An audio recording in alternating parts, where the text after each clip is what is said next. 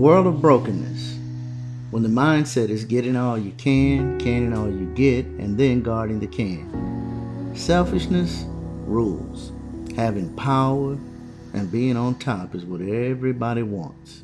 In this day and time, teamwork is important because it helps to put the blame on someone else.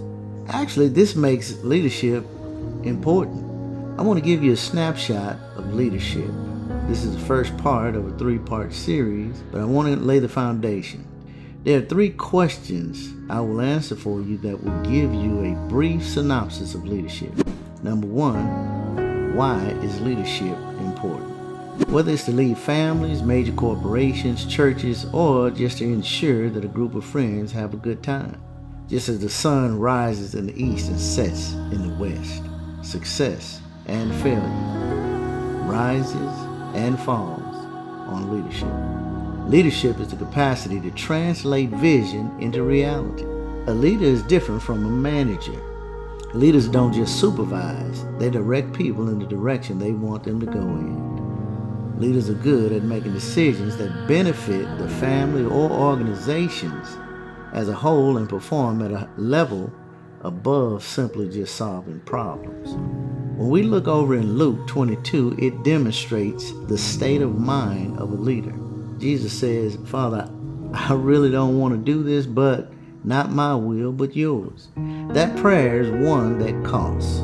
There was agony, tears, and frustration in that prayer. Leadership is very expensive, and most people avoid leadership because they do not want to pay the toll. When you listen to leaders, they all have stories to tell. Dr. King's untimely death, Muhammad Ali's stripping of his title for his beliefs, Nelson Mandela's imprisonment in his struggle are just a few examples of the price leadership requires. And please understand that everyone is called to lead in some capacity. You're leading someone somewhere, whether you know it, like it or not. And leaders are not born, leaders are made. Number 2, what does a leader look like? I have been fortunate in my career. I've worked for 3 Fortune 500 companies, a Fortune 200 companies in my life, and now myself.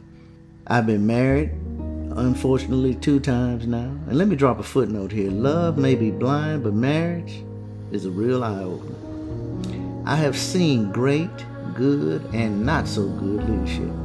I actually believe I've fallen into all of these categories at different times and points in my life. Leadership has been described as an act of servitude, and a servant wants to maintain wholeness and union. I'll give you an example. Tom Brady, who was drafted in the 6th round, which means there were 198 players picked ahead of him. But he is now considered the GOAT, the greatest of all time. Winning this last year's Super Bowl did not require Tom to be in union with his wide receivers because they played the same position. No, the unity comes from having the same goal. I'll give you another example. Marriage. With 2 people who have 2 different wills, it never works until they both drop their wills and create one will in order to walk in union. So whether you're Tom Brady or a husband, a captain in the army, or a CEO, understand a boss says go. A leader says let's go. Creating a union, wholeness, and oneness. And number 3, how do you know you are a leader? Psalm 78:72 describes David's leadership of Israel this way. David cared for Israel with a true heart and led them with skillful hands.